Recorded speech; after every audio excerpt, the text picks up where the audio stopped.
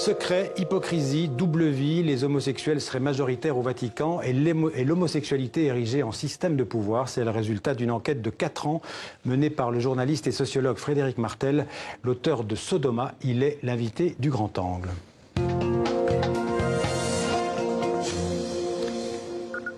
Bonjour Frédéric Martel. Bonsoir. Vous publiez simultanément dans 20 pays votre livre Sodoma, c'est plus de 600 pages, le résultat de 4 ans de travail.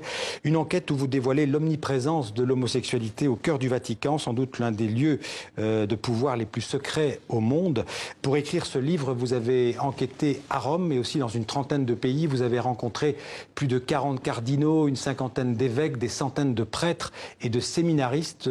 Combien, selon vous, Frédéric Martel, parmi tous ces ecclésiastiques seraient ou sont homosexuels? Par définition, vous savez, c'est difficile d'avancer des chiffres. Un prêtre que j'interroge parle de 80%. C'est son propos, c'est d'ailleurs pas le mien, c'est pas des chiffres que je reprends ni que je défends. En réalité, personne ne sait.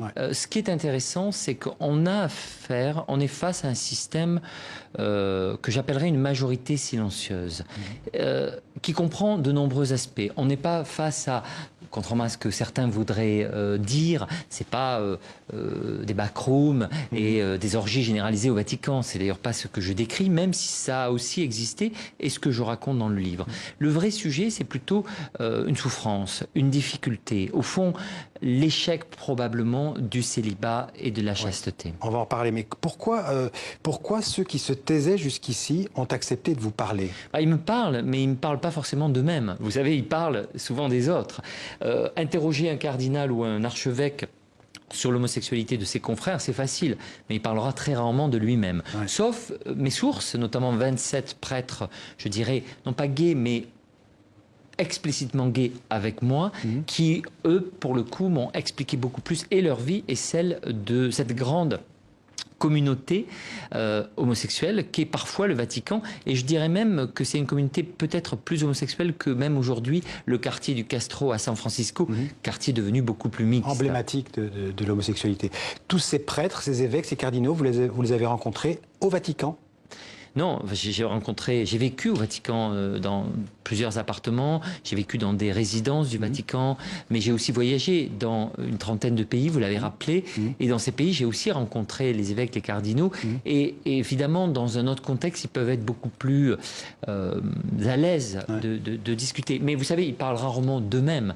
En revanche, vous avez affaire à des homophiles, souvent, c'est-à-dire des homosexuels non pratiquants, ce qui veut dire qu'ils sont fidèles, malgré tout, à leurs vœux de chasteté et au célibat, même si pour moi, ce sont quand même des homosexuels, parce qu'ils ont une sensibilité, une culture et une psychologie homosexuelle qui a des effets. Et pour aller vite et terminer sur ce point, c'est le sujet de mon livre. Le sujet de mon livre, ce n'est pas le outing, je ne dénonce pas des homosexuels. Par ailleurs, moi, je suis openly gay et je défends l'idée qu'un archevêque... Vous êtes homosexuel, vous vous en cachez pas, vous avez écrit plusieurs livres. Voilà, et qu'un cardinal, un archevêque et un prêtre puissent être gays ne me pose aucun problème. Ça devrait même être une option parmi d'autres. En revanche, le problème, c'est l'hypocrisie. Le problème, c'est la schizophrénie, la double vie, et surtout, encore plus, les effets que cette schizophrénie va avoir sur non seulement la doctrine de l'Église, mais aussi sur tout un tas d'éléments de fonctionnement, de dysfonctionnement et de distorsion grave à tous les niveaux de la vie de l'Église. Certains en Italie, la presse italienne, j'ai vu sur Internet, dénoncent en fait,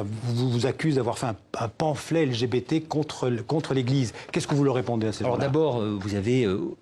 Pardon de dire ça, mais il y a eu des milliers d'articles sur ce livre depuis 4 jours, qui, au fond, a sans doute touché le point névralgique, le point central, le point le plus secret de l'histoire du Vatican. Donc il y a des articles critiques, il y a énormément d'articles positifs, il y a des milliers, des gens qui m'attaquent très violemment, des gens qui m'adorent. Bon, ça fait partie des règles du jeu. Le point principal, c'est que c'était un secret de Polichinelle. En réalité, ceux qui parfois même me disent « mais à quoi bon raconter ça ?» le savent, mais ne l'ont pas raconter. Et je pense qu'à un moment, aujourd'hui, ce livre est possible et il fallait le faire. Alors le livre est divisé en 4 parties, 4 grands chapitres consacrés à l'attitude des 4 derniers papes sur cette question de l'homosexualité. On va commencer par Paul VI, qui était pape de 63 à 78, un pape complexe, un pape grand ami du philosophe français Jacques Maritain.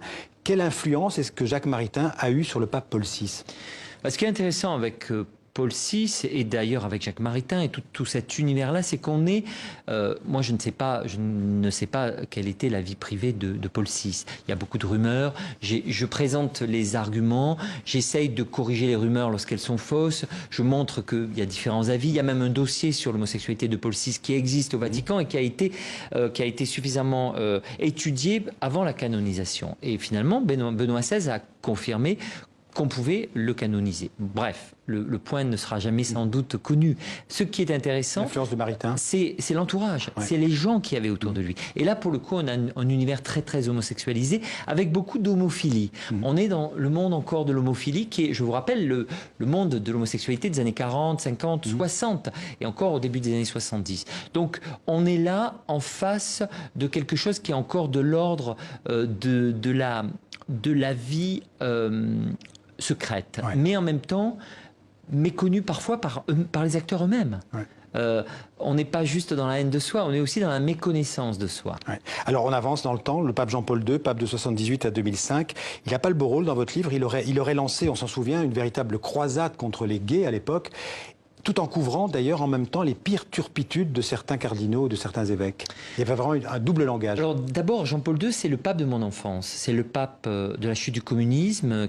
J'ai travaillé à cette époque à la revue Esprit et on était très antitotalitaire, donc c'est un pape qu'on a vénéré. C'est aussi le pape de la souffrance lorsqu'il est très malade. Un pape très mystique. Donc j'ai beaucoup de sympathie pour ce pape. En revanche, il a eu un entourage qui sans doute, peut-être d'ailleurs ne l'a pas informé. Et cet entourage est très problématique. Beaucoup d'homosexuels pratiquants et surtout beaucoup de couverture, de protection des abus sexuels. Le cas du père Martial Maciel, qui était le fondateur de la Légion du Christ, je pense. Les légionnaires du Christ. Les légionnaires du Christ, oui. Ou alors aussi la double vie du cardinal colombien Trujillo. C'est des gens que Jean-Paul II a couverts. Oui, je ne sais pas ce qu'il savait. Honnêtement, je ne suis pas critique à l'égard du pape lui-même parce que je pense qu'il était malade assez vite, qu'il a été incapable parfois de connaître. Et puis il avait d'autres obsessions, la chute du communisme, la lutte contre la théologie de la libération en Amérique latine. Tout ça a joué un rôle important. Vous direz qu'il ne s'est pas beaucoup occupé de cette question? Non, je crois qu'il ne s'occupait pas beaucoup des affaires romaines déjà. C'était le cardinal Ruini qui faisait ça pour lui à la tête de la conférence épiscopale italienne. Il ne s'est pas trop occupé de la curie ni de son fonctionnement. Il était aussi au-dessus de ça, très souvent. Alors, Benoît XVI, ça c'est le pape donc, de 2005 à 2013. On le voit comme un pape intellectuel, comme le gardien de la doctrine de la foi. Qui était Benoît XVI? On peut dire que c'est un homophobe déclaré, mais qui se serait imposé une sorte, comme vous dites, de chasteté mystique à lui-même. Vous savez, moi, j'ai beaucoup de sympathie pour Benoît XVI. Je pense que c'est une figure tragique. C'est une figure qui a été dépassée par une doctrine qu'il a pourtant contribué très largement à créer. Au fond, il a imposé aux autres, et notamment aux homosexuels, à qui il a demandé l'abstinence, ce que peut-être, c'est une hypothèse, il s'est, comment dire, imposé à lui-même. Je ne sais pas quelle était sa vie privée. Je ne sais pas s'il était homophile, comme certains le pensent. En tout cas, je ferai l'hypothèse que si c'était le cas, ce qui n'est pas sûr, ce serait une homophilie évidemment non pratiquante. Mais encore une fois, il y a une obsession anti-gay qui est quand même très troublante chez Benoît XVI. Alors c'est le premier pape qui a démissionné, je crois, depuis le XVIe siècle, en 2013. Vous diriez que sa démission est directement liée à son homosexualité, ou en tout cas à ce drame intime et personnel, comme vous dites? Je n'ai pas du tout évoqué son homosexualité. Honnêtement, je ne sais pas. Non, mais cette espèce de... Non, ce que je peux dire, c'est ça. Torture intérieure. Ce que je peux dire, c'est que, au fond, pour moi, sa démission, qui est une démission historique, vous l'avez rappelé, ce sont 14 stations d'un chemin de croix. Donc ça a été un pape qui a beaucoup souffert de ses erreurs et aussi de la difficulté d'être pape. Et parmi ces 14 stations, je pense et j'affirme dans le livre qu'une dizaine, 10 précisément, sont liées au sujet de ce livre et donc à l'homosexualité. Mais il ne s'agit pas de sa vie privée, il s'agit de ce qui s'est passé autour de lui et dans son entourage. Alors aujourd'hui, le pape François est donc arrivé pape en 2013. C'est celui qui met fin, on peut dire, à l'hypocrisie, qui va dénoncer cette double vie. Pourquoi le pape François est-il différent des autres sur cette question de l'homosexualité? Alors, pour moi, Au début, j'aimais pas beaucoup ce pape. Je pense que c'est évidemment un Argentin, péroniste, jésuite, vous savez, qui souvent défend des demi-vérités qui sont souvent des demi-mensonges. Il est un jour gay-friendly, un jour anti-gay, et j'avais une sorte un peu de méfiance à son égard. Et puis, peu à peu, à force de travailler, j'ai compris. J'ai compris qu'il était lui-même victime d'une cabale, d'un complot, de critiques extrêmement violentes qui viennent notamment de l'extrême droite, très homophobe, qui lui reproche son libéralisme sexuel, pour aller vite, son conservatisme existe aussi sur ce sujet, mais il y a une forme de libéralisme par rapport à eux qu'ils ne supportent pas. Ils haïssent ce pape à cause de ses positions sur les migrants, à cause de ses positions sur la peine de mort, à cause de ce qu'il dit sur les chrétiens d'Orient, etc. Et ce qui est paradoxal, c'est que ces homophobes d'extrême droite qui l'attaquent ont souvent eux-mêmes une double vie. Et ce n'est pas moi qui le dis, c'est le pape qui le répète. Il parle des rigides qui mènent une double vie. Il parle des schizophrènes, il parle des hypocrites. Il les dénonce très souvent entre les lignes. Oui, c'est ça, des cardinaux autoréférentiels. Et tout ça, pour lui, c'est des codes qu'il nous transmet sur peut-être l'homosexualité, ou en tout cas l'homophilie, ou la double vie des cardinaux qui l'attaquent. Et du coup, je me suis mis à aimer ce pape. Ouais. On peut dire que d'une manière générale, l'homosexualité refoulée expliquerait l'homophobie dominante dans l'Église catholique? Absolument, c'est mon hypothèse. C'est l'hypothèse de ce livre. Absolument. Alors le célibat, vous en avez fait allusion tout à l'heure, le célibat et la chasteté imposés aux prêtres, est-ce que c'est aussi quelque part l'origine du problème? D'abord, ce célibat mène à l'homosexualisation de l'Église. Et c'est la première... Vous savez, tout ça n'est pas lié... Il ne s'agit pas de savoir si le cardinal A est homosexuel ou l'évêque B ou le prêtre C. La question, ce sont des règles sociologiques qui font que l'Église recrute de plus en plus, à partir des années 60, des homosexuels, que les hétérosexuels quittent l'Église de plus en plus, et que, au fur et à mesure qu'on monte dans la hiérarchie, on a de plus en plus d'homosexuels. Et donc, du coup, la question, c'est de comprendre un système qui s'est homosexualisé et qui, pour cacher ce secret, a construit une culture de secret et a nié de plus en plus sa propre homosexualité par une homophobie d'autant plus violente qu'elle était évidemment la clé de ce secret. Un dernier mot sur l'actualité. Il y a en ce moment un sommet au Vatican à l'initiative du pape François consacré à la lutte contre les agressions sexuelles, donc à la pédophilie dans l'Église. Pour vous, il y a un rapport évident entre l'homosexualité des prêtres et la pédophilie? Non, il n'y a évidemment aucun rapport entre homosexualité et abus sexuels. Les abus sexuels sont essentiellement hétérosexuels dans les familles, dans les écoles, et les victimes sont des femmes, des filles. Mais dans l'Église, il y a un contexte particulier où ces abus sont souvent des abus sur des garçons mineurs ou sur des hommes, souvent des séminaristes majeurs, avec des problèmes d'autorité, des problèmes d'abus.